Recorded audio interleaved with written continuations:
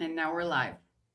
Good morning, Good morning. everyone. It's 6, almost 6 o'clock in the morning on the 4th of March. Welcome, everyone, to the mighty morning li- live with Dr. Kiltz. And Alia. And today, meat-based mom, Jamie. Yes. Yeah, nice.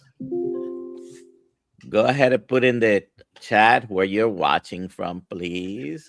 We love having people from all over the world here. Uh, I'm in Central Florida. Also, any questions, put them in the chat and hashtag KMT for a chance to win. You A are Kiltz muted. Cup. A Kiltz Cup. Okay. All right. So, Jamie, welcome Thank to the you. morning show here.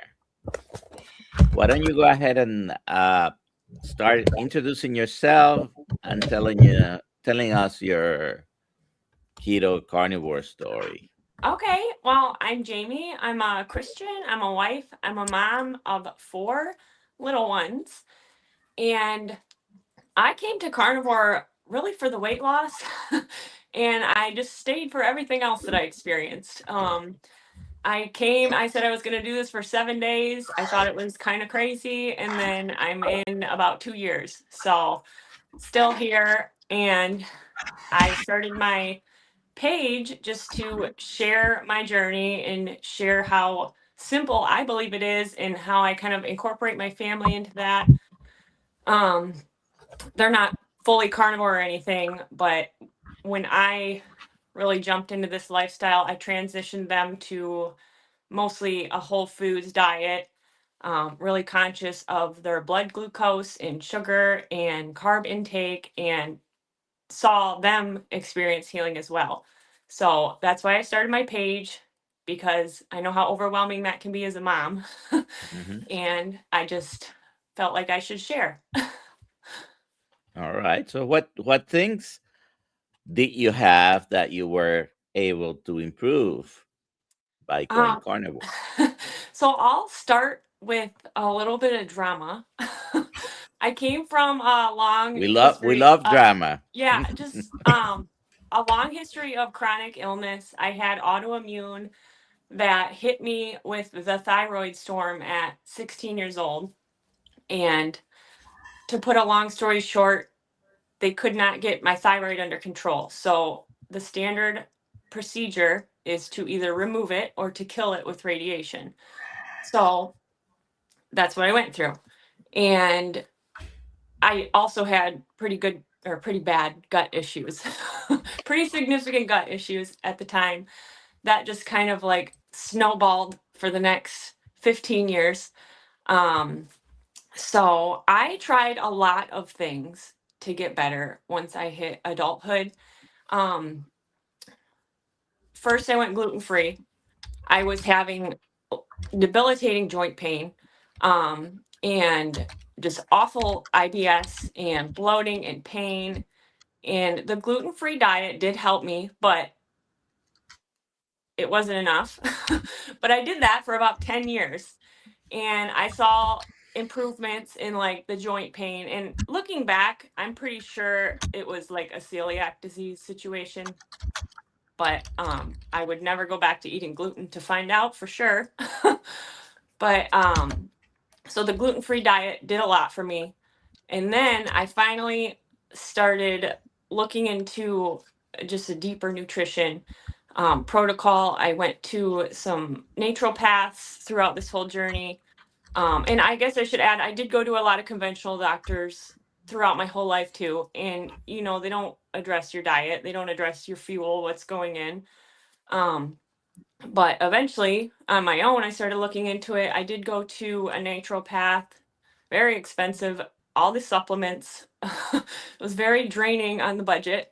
Um, she did direct me to like a paleo diet to try for I was experiencing chronic fatigue, energy crashes, still a lot of IBS, not as extreme as it was, but it would flare up and it would still get pretty bad. So I did this paleo diet. It was like an autoimmune protocol that she wrote up for about a year and a half. Tons of vegetables. There was meats, there was proteins, but it was not the focus. The focus was these gigantic green salads and all these crazy expensive ingredients. And I did see some improvements just because it was cutting out processed food. Because even though I was on a gluten-free diet, I was on a gluten-free standard American diet. And it only did so much for me. So cutting out all the processed foods, I did see some other benefits. My energy started to get better. And then I just started hearing about carnivore. Thought it was crazy because I was eating these gigantic cartons of greens and wondering why my stomach was inflated like a balloon still, having all this pain. And then sugar addiction. I learned a lot about sugar addiction. Even on paleo, I've had these sugar cravings my whole life where it sounds crazy to say it, but it felt like it controlled me. I'd finish a meal and it's like I could not stop at just one treat. It consumed me and I didn't like that either. So, on paleo, it's a common problem where you just kind of replace all of your sweets with paleo versions of the sweets with honey and with maple syrup, and you're still not getting the insulin addressed. So I didn't really learn about that until you're in the depths of carnivore and learned why the way that you were. So I did start carnivore in January of 2024 and immediately saw gut benefits. Like my stomach had never been so flat at the end of the day. It was usually just kind of like crampy, inflated, and that was normal to me. I just lived with it. So then I go to carnivore and I experience what life is like without constant like stomach pain every day. Um, and then the sugar cravings it just blew my mind how um my sugar cravings that I felt like I've had my whole life just resolved. And I never thought that was possible. So, I mean, all those other diets did a little bit, but I didn't even know how good I was capable of feeling until I was into carnivore. And I mean, it didn't happen immediately, all my benefits. Some things took longer than others, but um, I experienced uh, positive enough benefits to stick around and find out. Were there any unexpected improvements, things you didn't even perhaps know you had problems with, and then you went carnivore and these other things improved? Yeah, well, the sugar cravings were probably the biggest unexpected thing because it was so intense. And my husband's like the complete opposite. Like he can have a treat and move on with his life. And I can't get my mind off of the container of cookies on the counter after having just one. And it makes you feel like you're kind of like crazy because it's just a cookie. But I've heard so many stories of other people experiencing the same things. So that was unexpected. My IBS clearing up was unexpected. I mean, like I joined carnivore to kind of lose my weight after my fourth baby. So everything else I experienced was unexpected. My sleep improved. Um, just my energy improved around the Any 1 year. anxiety? Yep, anxiety improved. Just like that nighttime worrying for no reason.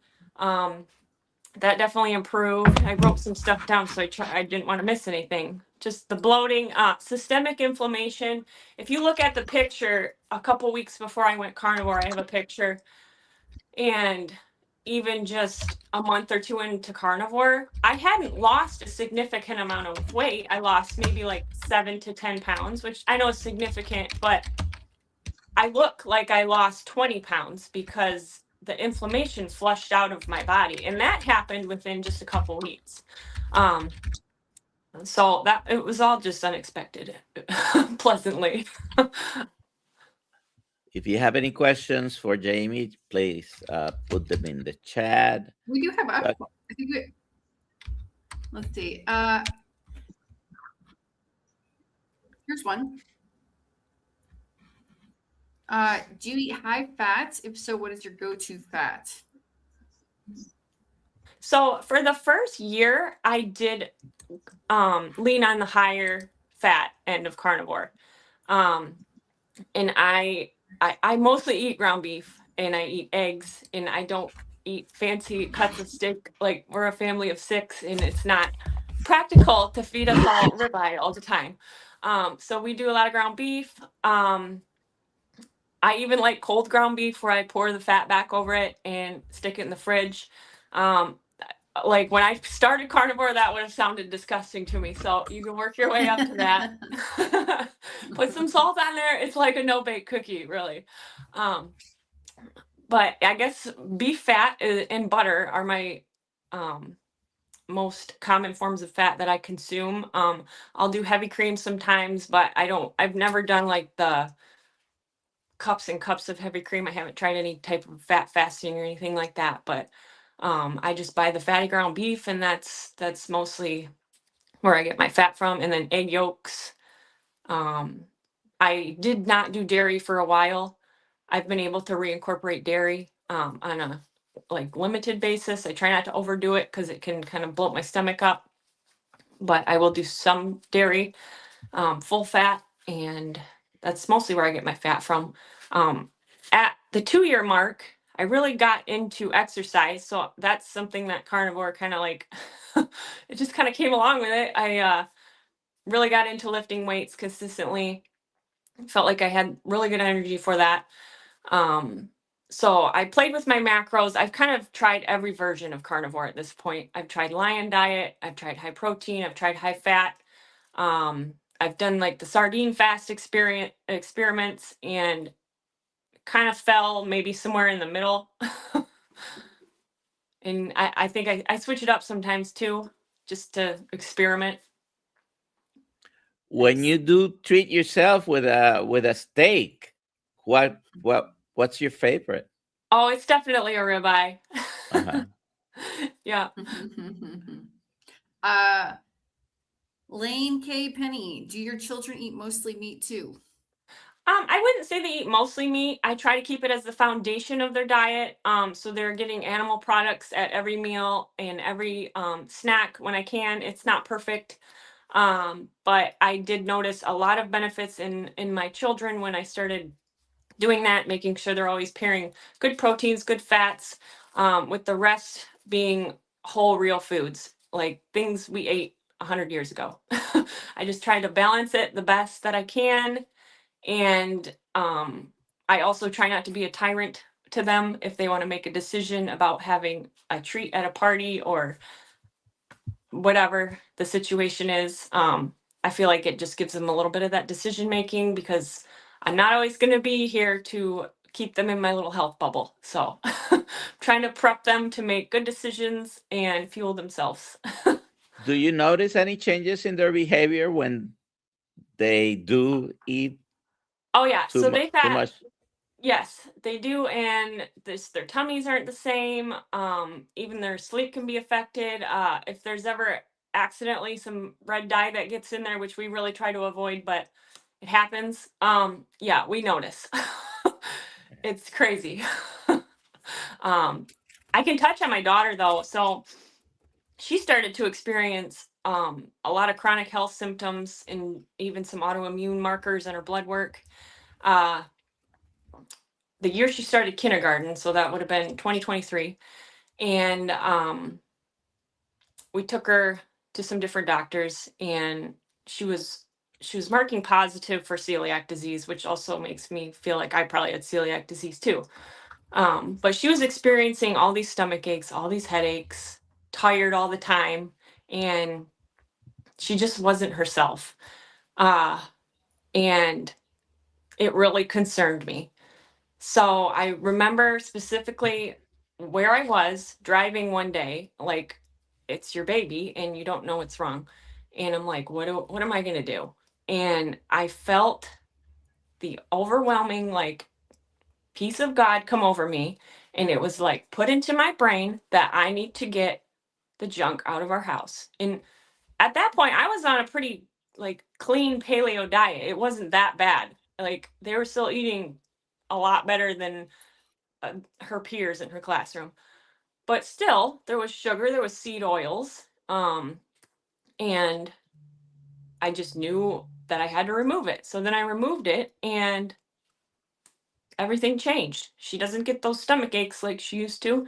She doesn't get those headaches. I mean, there's sporadic things that'll pop up for whatever reason, but it's completely different. And all of us don't get sick like we used to. Like when she was going through that, she was bringing home every single virus from kindergarten and passing it through the rest of my house. And now we get sick a lot less and also less severe. That's the other thing with me.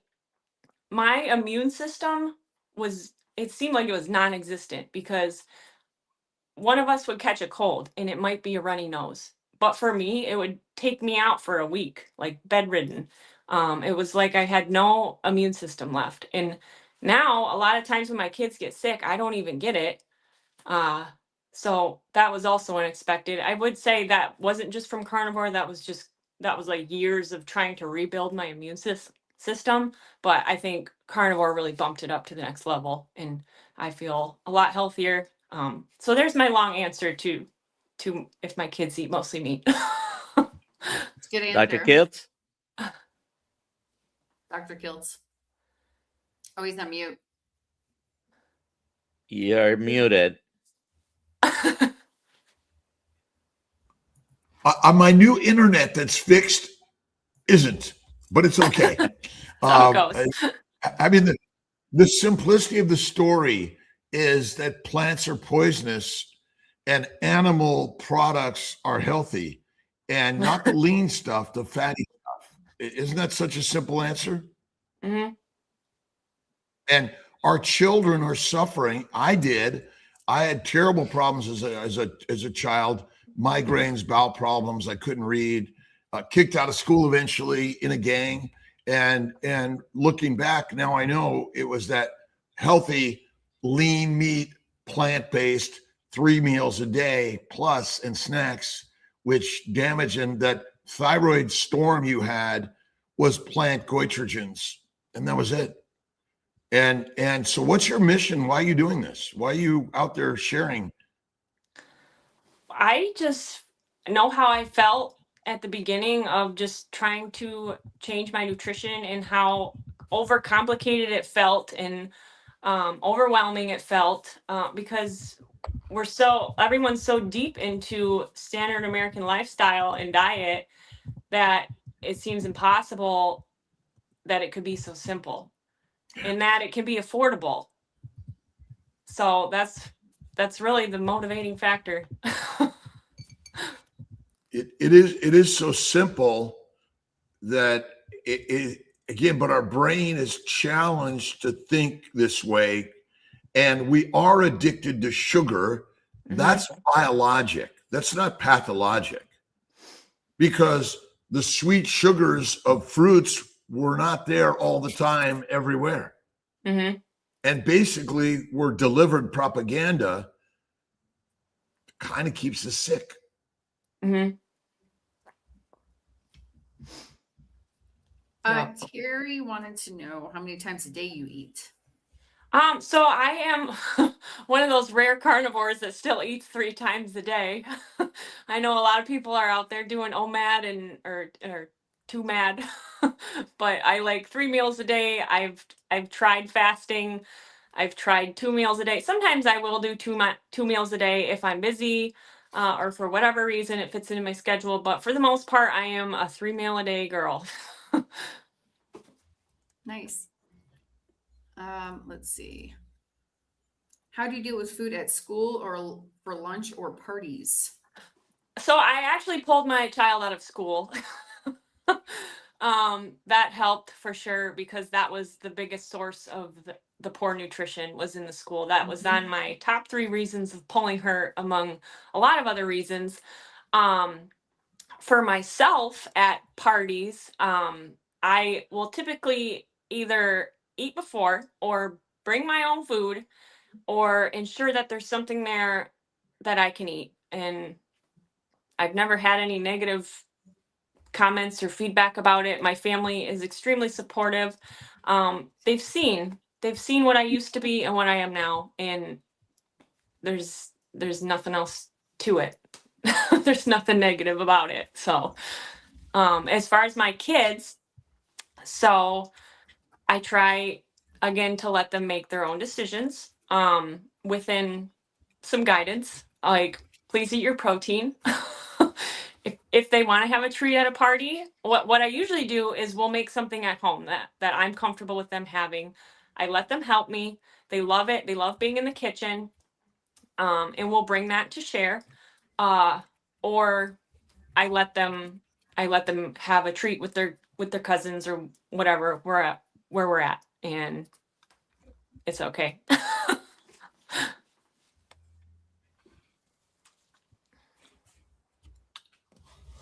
So the move to take control of your children's education, would you say that that's something important? For us, it's very important. Yes. And in fact, the schools, do you think not only the environment of kind of the way it's done, but the stories we're told could be better, different? Yes.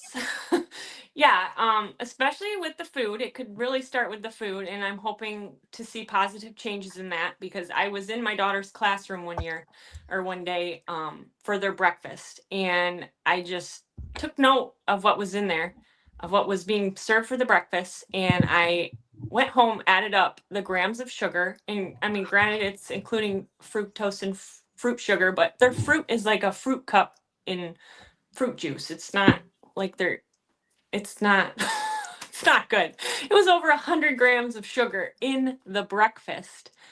Not to mention it's all refined. It's all cereal with food dyes and seed oils and everything.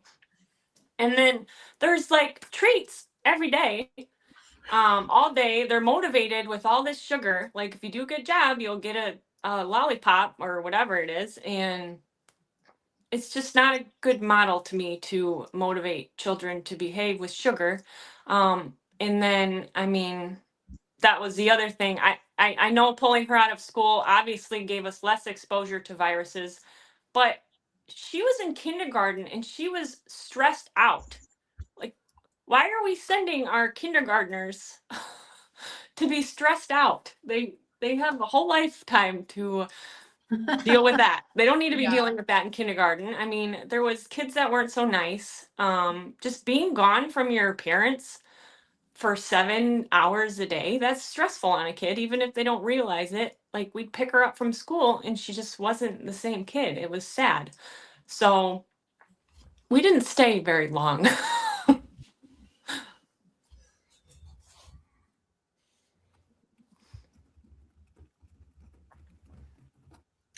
What does mindset, faith, and spirituality have in this lifestyle?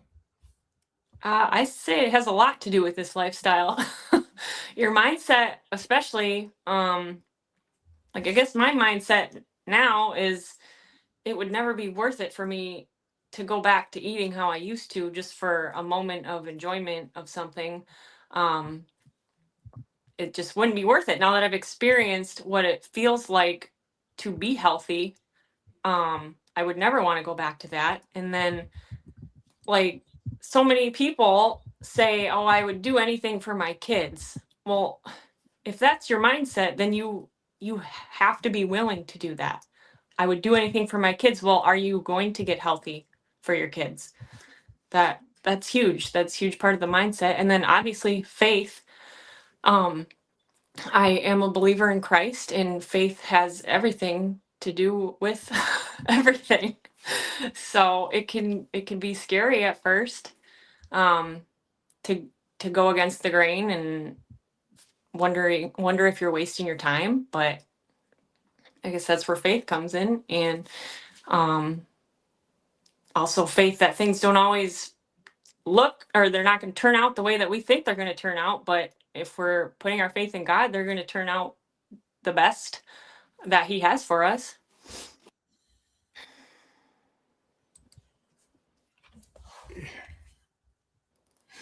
Did you notice the spirituality and faith of your life increase and have more clarity on carnivore? I don't know. I haven't really thought about it in regards to carnivore. In motherhood, it definitely did. Which is the most important job that we're Yeah. neglecting the mothers, and we're poisoning our children, our mothers and fathers. I mean, really, it starts with, as we're in utero, our mothers are taught to consume meals like we're grazing animals and eat. And again, the 3 meals a day is not unreasonable. That's kind of many people do really well on that. It's really what you eat more so than when you eat. But it's interesting, if you're eating the wrong foods, if you eat them less frequently, cook them well, and add animal fat, you'll do a lot better also. Oh yes. So I've had 5 pregnancies. Actually, I lost my first.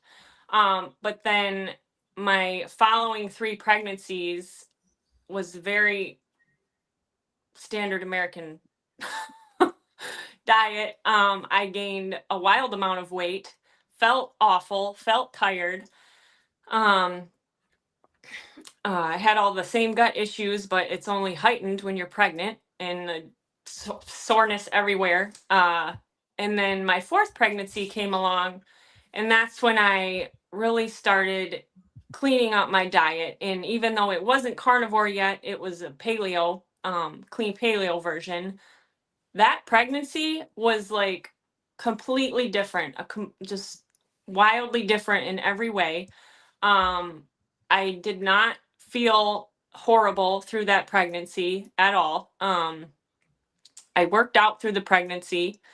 I only gained like 22 pounds or 27 pounds versus like 60 pounds with my first 3, which just makes you miserable in and of itself to gain that much weight. It's very uncomfortable.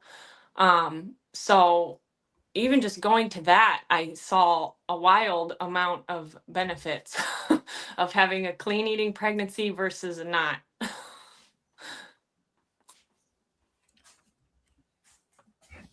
Is gaining weight actually natural and normal to our ancient selves?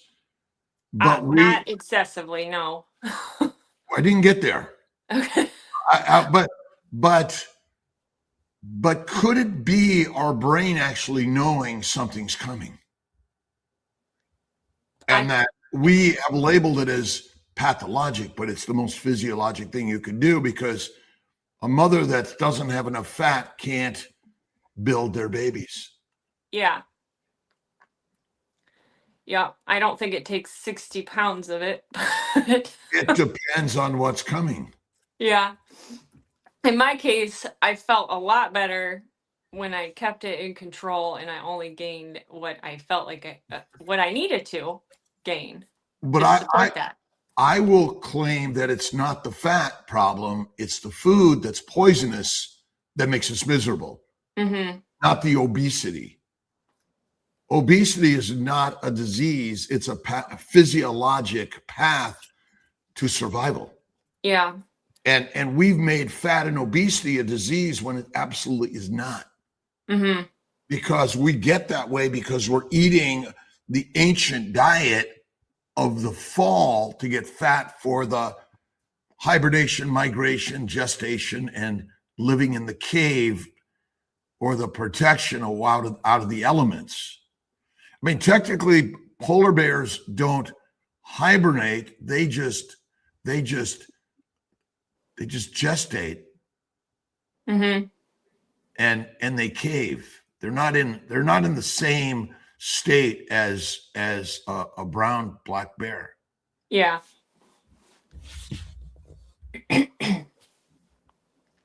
Questions, Alia? I know I saw some there. There are Lisa on Facebook. Can you recommend a protein powder that is carnivore friendly? Ribeye steak. Yeah. Go ahead. Yeah, some ground beef. No, I know a lot of people do use the Equip protein. They do make one that has no flavorings and no sweeteners in it, and it's just beef protein. But and I think it can be okay if you're trying to get your protein in a pinch, but I think for the most part, most of your protein should come from meat. Real food. Real Yeah. food, and no animal drinks their calories. Mm-hmm. They eat them. And the misnomer is protein is not good for us. Animal products are, which no animal seeks out protein. They want fat. They eat all day as a grazing animal to get fat, or they go for the fattiest, biggest animals to eat, and eating the fat is critical. Protein is just another path to a pathology, and drinking high protein is high sugar. Essentially, it's a misnomer because proteins break down to sugars in the liver, and then they're converted to fat via insulin. That's it. Yep.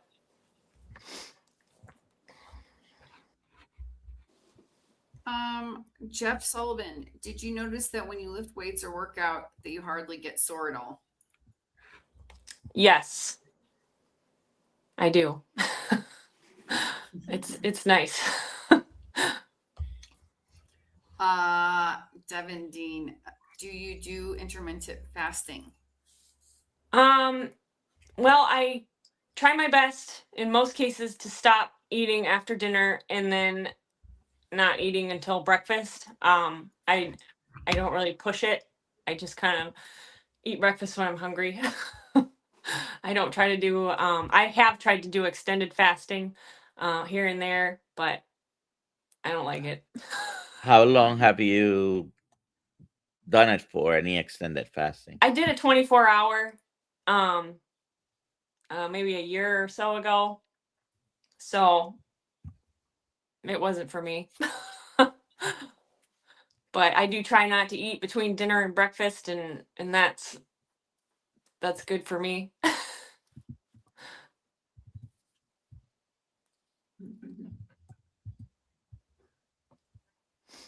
Fasting is not required, but it's one of the healingest things we could do that we're missing.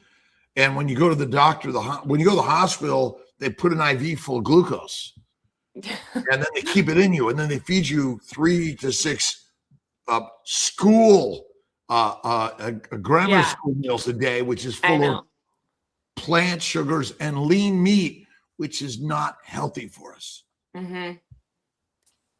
Fat is the most important tissue of the human body.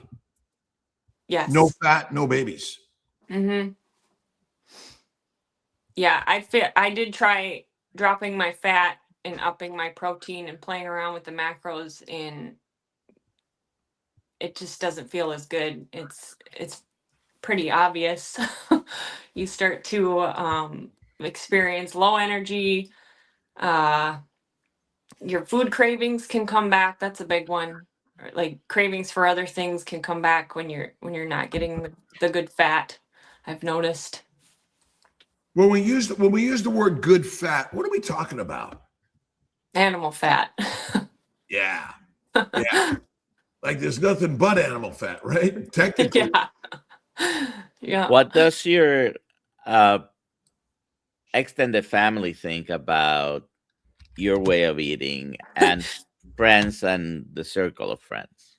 So I've actually had amazing support from my family. I haven't had any negativity. I've even had many family and friends reach out to me to either try carnivore or just curious about carnivore. A lot of them follow my page.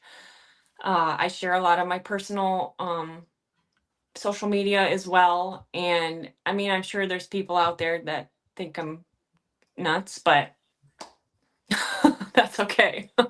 For the most part, I have received undenying support from my family, and I'm grateful for that. How about friends? Yes. And I only have a couple, and that's all I need. And they're supportive. So, just being in the carnivore space too on Facebook. I mean, I've connected with some amazing people that have become friends. So that's all. If they don't have a support system, or if they're receiving negativity from family, there are people out there that will support you. I feel like the carnivore space, for the most part, I mean, there are some outliers, but for the most part, they are good people and they're supportive and they just want everybody to feel better. That's why most of us are here. We're sharing because we want you to have this too. Are you putting regular content, daily content? I see you have almost, 4,500 followers? Yep, I post pretty regularly. Okay.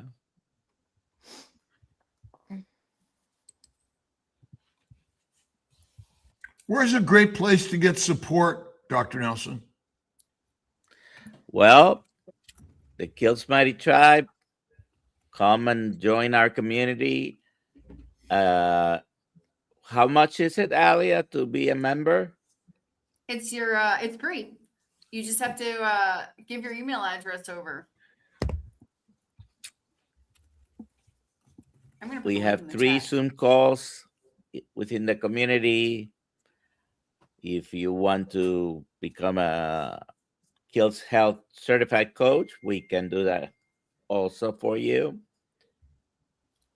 Growing the community, and that's what it's all about, and connecting and joining all the communities out there. I think that's one of the most important things, be an ambassador to Y Carnivore Lifestyle.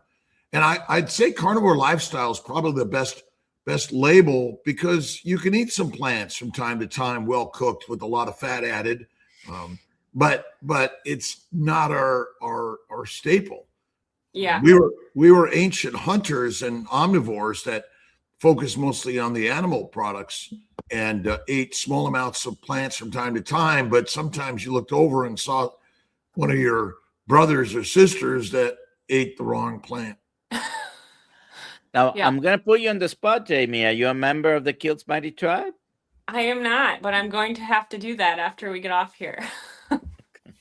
And we need to be a member of her community. That's real important, that we're all co-members, co-creating, and connected around the globe. And again, it is. This is actually my Instagram, looking at her Instagram. As you can see, I'm following her. Thank you. Awesome. What about this? I need a second mortgage to afford this lifestyle. Jamie, let's talk about that. Oh yeah. Jamie, go ahead. So I am a stay-at-home mom for the most part. I do have a small part-time job from home, but essentially we are a one-income household. And I have 4 kids. And I eat ground beef and eggs for most of my meals, maybe some butter. Yes, definitely some butter.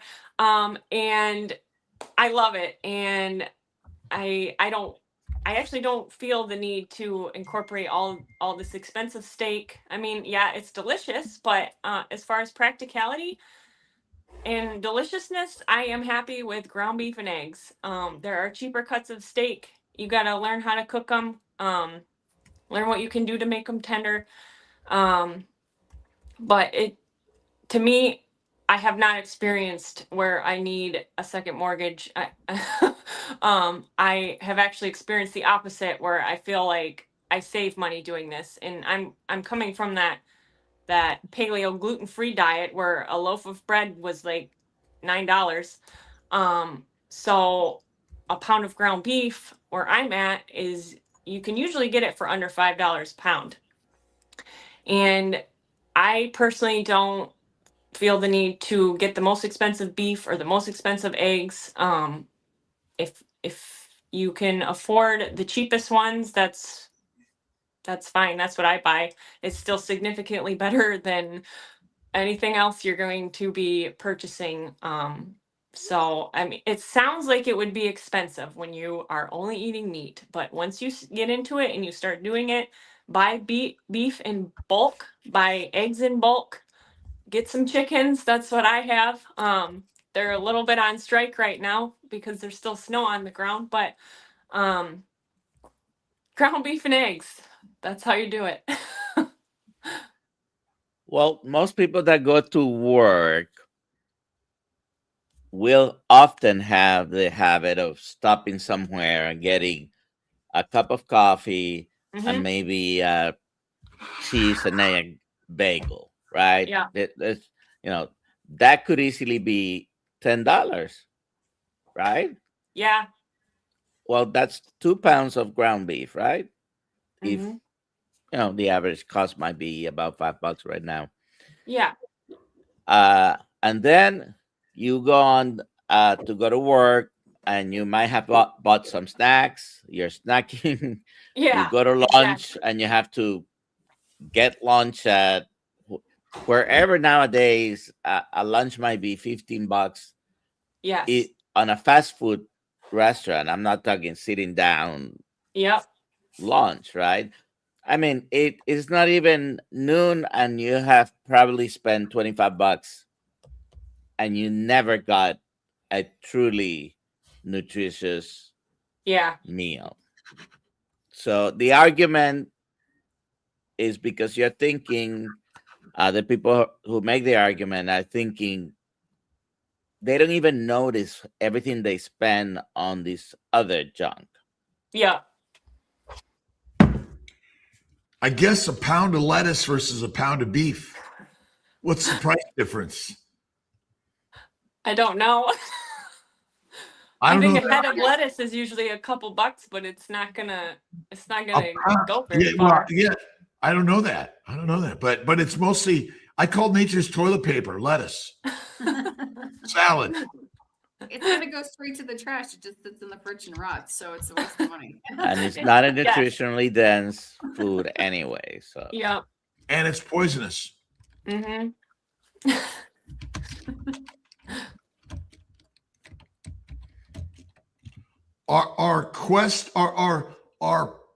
Our story against fat is our biggest problem. And then we're taught to fear fat, eating it or on our body. Mm-hmm. And we judge obesity on ourselves. And then we think ourselves less. And in our modern world of eat fruits and vegetables, seeds and nuts, salad, lean meat, no red meat, it's killing our brothers and sisters. Mm-hmm. But how much work does it take to truly raise a cow on grass versus growing grass? In essence, our growing of grass takes more resources than letting the cow just do the work it's built to do. Mm-hmm. You want to get that, Alia? I do. I wanted to know what you have to say about this. Still too many carnivores fear fat. They state they eat a lot, but when I ask them to track, it's barely 100 grams. If they're willing to greatly increase it for 30 days, they never go back. I don't even know how you would track 100 grams of fat, but it's interesting. Do you track? Yeah, I use Carb Manager, the app. It's helpful for me. I know some people can just kind of do it intuitively, but I almost feel like my signals were off after all my life of a bad diet. So it is helpful for me to track. That's the app that I like. What do you track? I track just What carbs. do you eat that you track? Oh, I usually like weigh out my ground beef or put in my amount of eggs, kind of estimate the butter. I know it's not an exact science, but especially if you're coming to carnivore and you have no idea how much you should be eating, I think it is helpful to track. Are there carbs in eggs and beef? There's half a carb in one egg. But there's sugars in all things we eat. Everything we eat has sugar because it's essential to the human diet. Yeah, and our body does what it needs to do with it. it makes babies. Mm-hmm. Yeah. This is my saying. This is our saying. We have a shirt. Steak a day keeps the doctor away. Do you eat any organ meats? I've tried organ meats. I'll do the organ supplements once in a while, but I'm not very good at consistently taking them. I'm not a huge fan of liver. I can tolerate it, but not regularly, no. Going back to what you were saying, things that improved, you did mention pain, right? Inflammation, pain. When did you realize, okay, something I'm eating and now I'm not, it's what was causing my inflammation and pain? I mean, you could visibly see it on my face, especially. My face just finally got shape. You could see my jaw, especially in pictures. And I wasn't overweight before I started carnivore. I had a few pounds to lose. But within that few, even the first week, the inflammation in my face really changed. Even other people commented. So that was pretty quick. And then as far as pain, at that point, I wasn't really experiencing regular pain. I guess it was more of just like heaviness that I would get, or like a stiffness that most people are like, oh, that's just aging. You're just getting older. But I think in a lot of cases, things have been normalized in called aging when it's really just inflammation in our body and disease. By the way, as a point of reference to people who are, we're talking about grams of fat or whatever, if you use butter, ideally, if you listen to Dr. Kiltz at all, should be actual animal fat, because butter has been somewhat processed, pasteurized usually, unless you're getting raw butter. But the point is, a stick of butter, you can, if you want to be precise, you can get more specific numbers, but it's about 100 grams of fat. Dan Trock would like to know if you take into account the fat that comes out of the hamburger. Do you strain it and does it go down the drain? I don't pour it down the drain. Pour it in the trash if you're not going to eat it. But I do put maybe some of it back onto the beef. I don't feel the need to use all of it that comes off of it, but I don't put it in a strainer and strain it off or anything. In the past, I have done where I pour it over the ground beef and eat it cold. Sometimes when you eat the hot burger fat, it can kind of run right through you.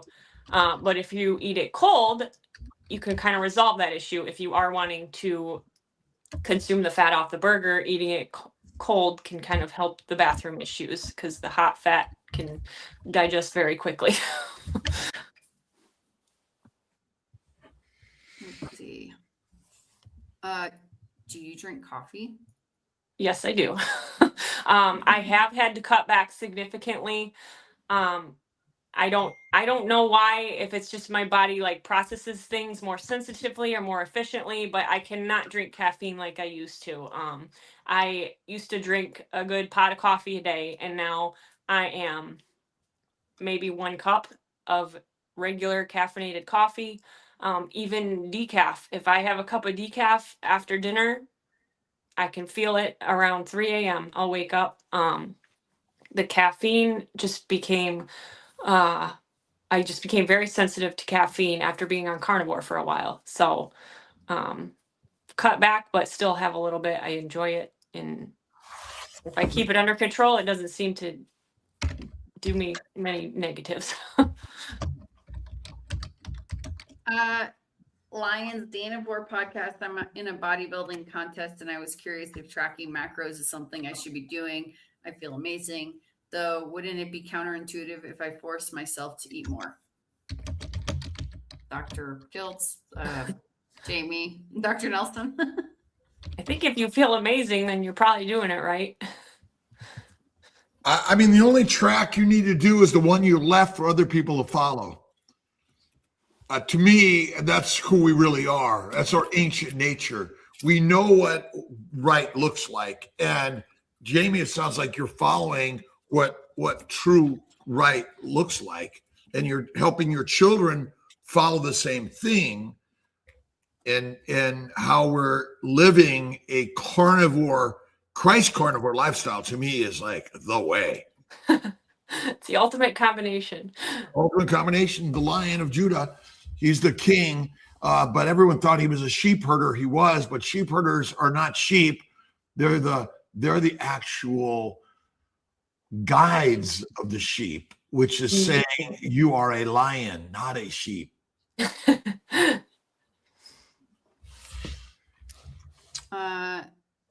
Is science? Go ahead. And last question here.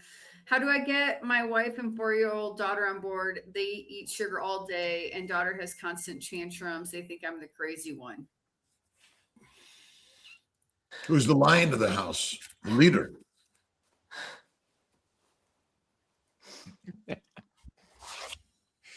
I know for my kids, involving them in the kitchen and in the grocery shopping and the decisions on what we're going to eat, like, they really enjoy that. If they help me make something, they are way more likely to eat it and be excited about it. So that really seems to help in our house. And then for my husband, he's not full carnivore either, but if you're trying, I can't speak to getting a wife on board, but to get a husband on board, get bacon. Bacon is the solution for everything. Start putting bacon on everything.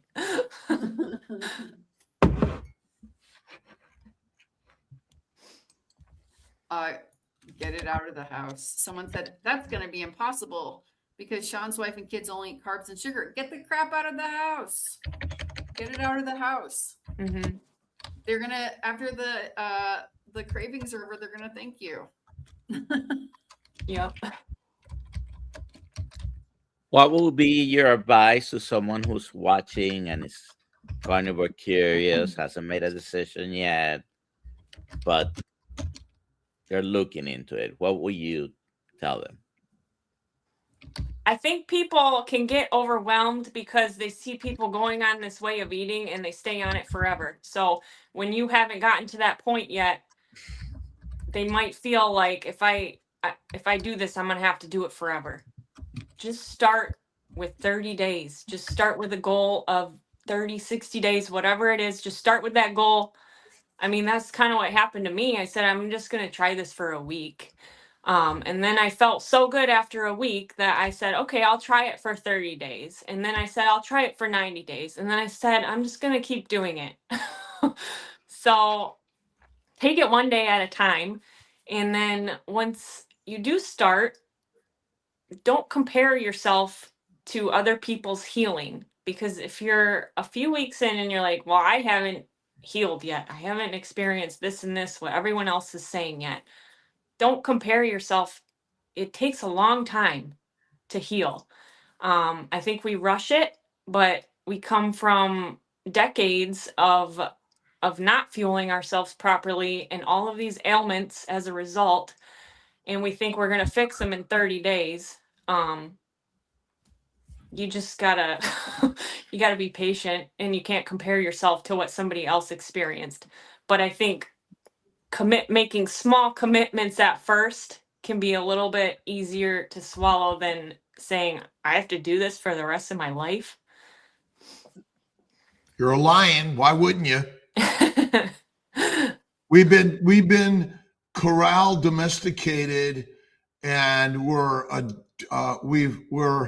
they blame the addiction on you, but you are not addicted. You have been thrown into an addictive environment, and now you have to extract yourself. And the only thing that Jesus Christ did as a human philosopher is give us the secret. You contain the power of the gods. You don't need anybody else. He already gave you that secret. And so, are you a lion or a sheep? And I would say we are lions. We are carnivores. And what we're doing here is giving people a track to follow, a way of living. Yeah, I think it's really important for people to see just your regular human being. And by the way, we are all regular human beings. Yes, yes. There's nobody higher or lower than anybody in the world. He did not say there's a hierarchy. He said, you are God. Yes, I should word it as all walks of life. You did. I was just confirming what you're saying, Jamie, for sure. Yes, all walks of human life and all life, all entities. Yeah. Love and forgiveness, peace, non-judgment. We're judged with love. Put the weapons away. Steve Marks would like some Dr. Kiltz inspiration.